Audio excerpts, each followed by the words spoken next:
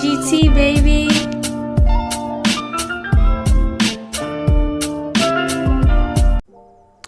What's cracking, y'all? It's your boy Junior Mafia coming back to you with another video. So, just finished watching Friday Night SmackDown, the Go Hold show to WrestlePalooza, and I'm gonna say right now, this was an okay show. Like, nothing too crazy happened, in my opinion, with the exception of probably like 3 things and whatnot that I'm gonna talk about, and you know that's pretty much it.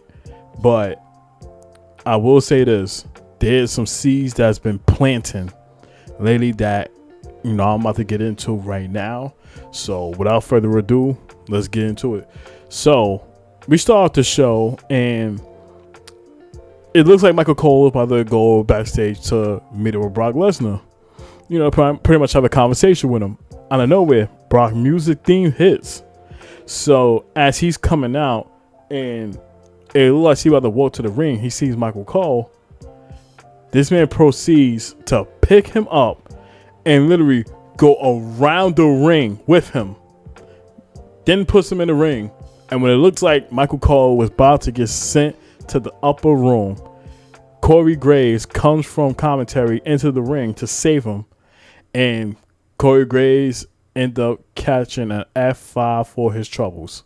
And man, Brock Lesnar sent this motherfucker to the upper room, hitting him with not 1, but 2 spears. And to make matters worse,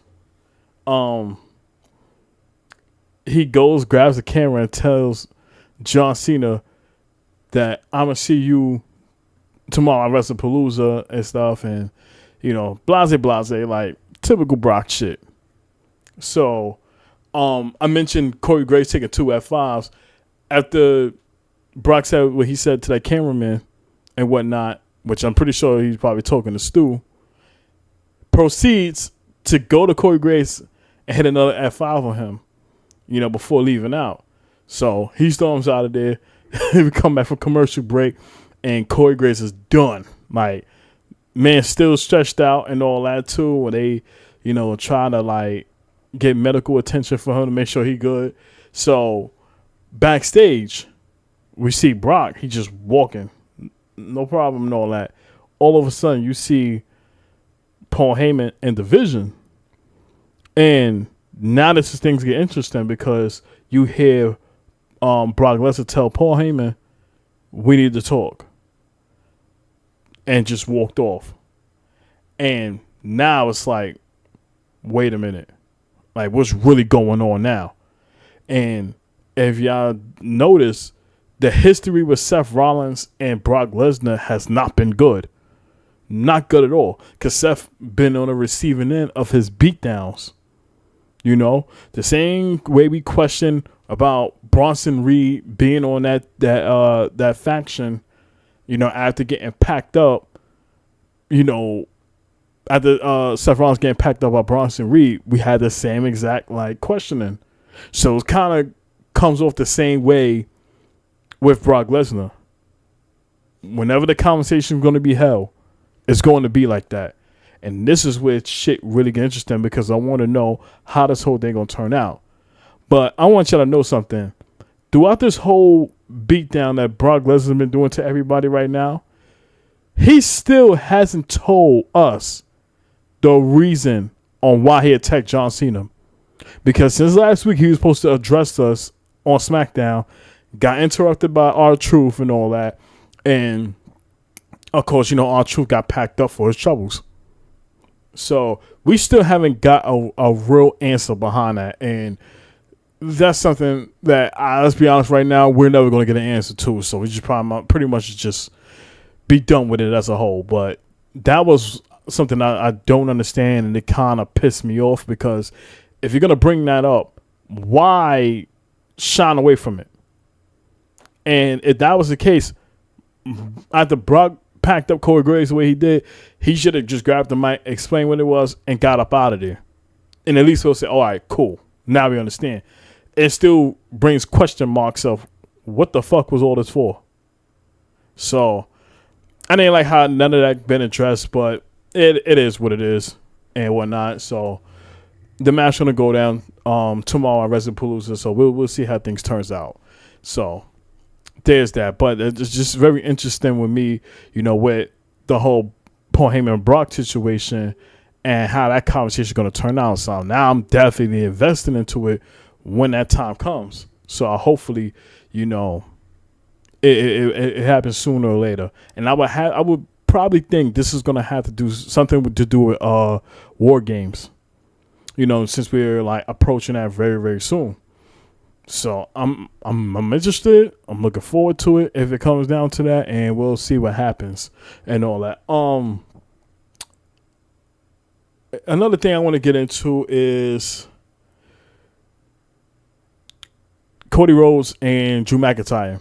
So they had their contract signing, and as they had it, Cody and Drew come out, and they sit down, and Cody pretty much telling him that, the crazy thing about it, I think it was, you can fact check me. He said 15 years ago that him and Drew won the tag team titles, and look how that turned out. Nobody cared, and pretty much was alluding to, it wasn't his story, it wasn't Drew's story, it was the fans, story and all that stuff, and pretty much was saying like, talking about Drew and his history and all that, and slaying Brock Lesnar, winning the WWE title, doing all that stuff, and pretty much saying that you went from being the Scottish Warrior to the Scottish Keyboard, and we're saying that you're gonna go on this whole rant like you always do, bitching and moaning and stuff like that. So he's saying that whatever you gotta say, go ahead, like tweet away, have at it, and all that stuff. So Drew ends up showing him the tweet, and it says, "Thank you, Cody." And he's talking about, "Thank you for giving me this title match. This is all I wanted," and all that too. But there was some things Drew was saying in that conversation that I feel like is going to play a focal point. He's been cooking, so he's pretty much telling Cody Rhodes that when it comes down to you, it's like in due time. You think these fans care about you, but they don't. You do all these things and all that, and thinking everything is fine. And he said, "Trust me, I've been in that position before, and I got taken advantage of by the fans." And he pretty much saying that you think everything's fine. Until 5 years from now, when all this starts crumbling down, when they start to turn on you and doing X, Y, and Z and stuff like that, when you look back at it 5 years from now, you're going to say Drew was right. And he's talking about, the fans not like giving a shit about him and all that, all those things that he's doing and all that stuff. That's what, Drew's trying to alert to him and all that stuff. And of course, Cody ain't having it. He's saying that, yeah, you can say that all you want and all that, but as of right now, it's like I got the title and ain't nothing changed, and telling him like just be prepared, for Palooza, because you're going to take that L. So after it was all said and done, of course Drew went on the attack and all that shit, and he pretty much trying to pack Cody up. So as it's happening, Julie's up out of there and all, because he was saying that I could have just punched you in the head, but I'm not really going to waste my time on that. I want to be able to have you at your best, so that way there's no excuse when I beat you. So when it was all said and done, he walked off, and Cody does this suicide dive, from out the ring on a Drew. So they start tumbling back and forth, strike after strike, but of course, like I said, Drew gets the upper hand and put Cody down, then proceeds to stomp this man right in the head and all that. So I like their feud. I feel like it's, I feel like they should have cooked a little more for these last couple of weeks. But I understand because Cody was filming, his movie and all that. But it's very interesting now just to see, them go at it. I feel like the match itself is going to be good. Looking forward to it and all. And by the end of all of this, I'm make a separate video giving my predictions of WrestlePalooza and all that. So make sure y'all be on the lookout for that. There are some key things I want to say before I wrap this up. The Street Profits, that little situation, I love it. Because you had B-Fab backstage pretty much talking to them, saying like, listen, whatever it is y'all going through right now, there's a little friction here and there.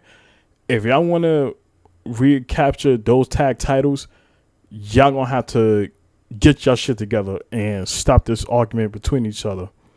And as she's getting pulled away from Michin, you see Angel Dawkins and Montez pretty much trying to talk like, yo, like, how we feeling right now? Apologize and all that. Like, let's just get on the same page and let's go get our tag titles back.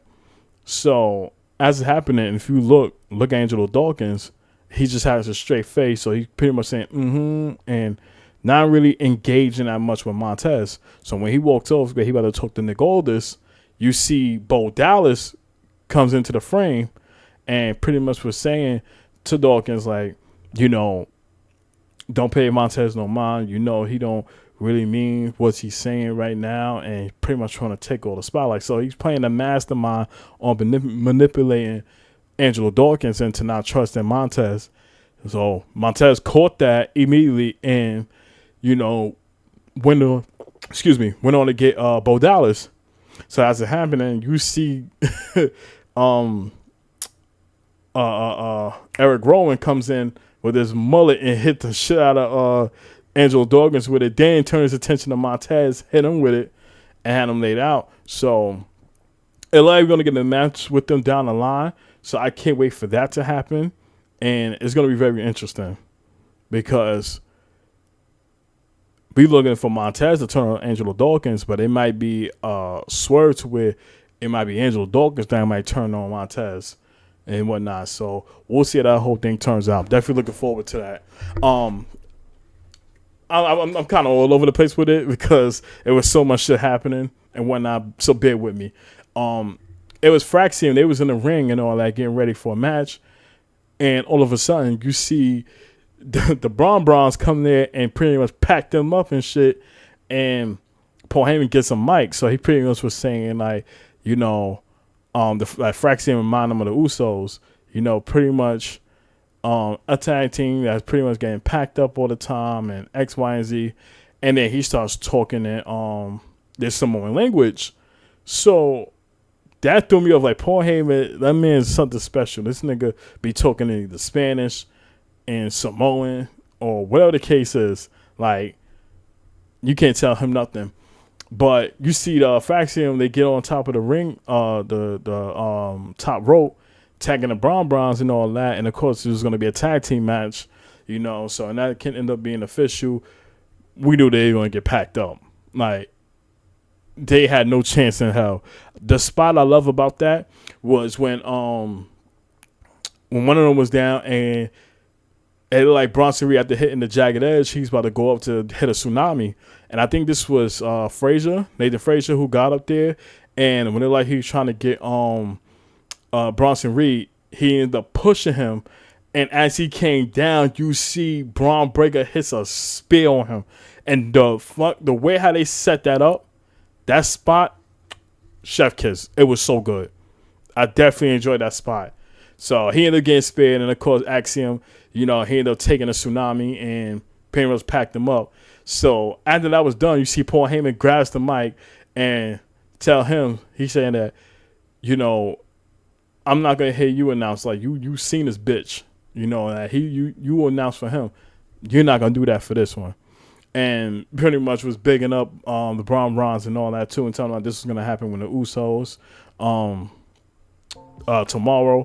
And then the Uso pops up, and they talking about they at the Gamebridge Arena in Indiana, and saying that we're gonna handle business with y'all and all that, and welcome to the Uso Penitentiary. So all good and all, and I'm gonna get into their match as well when I talk about it in my prediction video. And yeah, that's pretty much it. In my opinion, that really mattered. So all in all, it was an okay show. If I had to give it a rating, I'd give it like a 6 out of 10 and all that. So it is what it is. Did I expect better? Of course I did. But now we just hope for WrestlePalooza to deliver on it, and we'll see what happens. But comment down below. Let me know, what did you think about Friday SmackDown? Give me your thoughts. Are you excited for WrestlePalooza and all that stuff? And make sure y'all just be on the lookout when I do my prediction video for it and all that. But I appreciate y'all love and support. Continue to keep God first. Trust the process on anything that you do at life. Your time will come. And I'm going to catch y'all in the next video. Peace.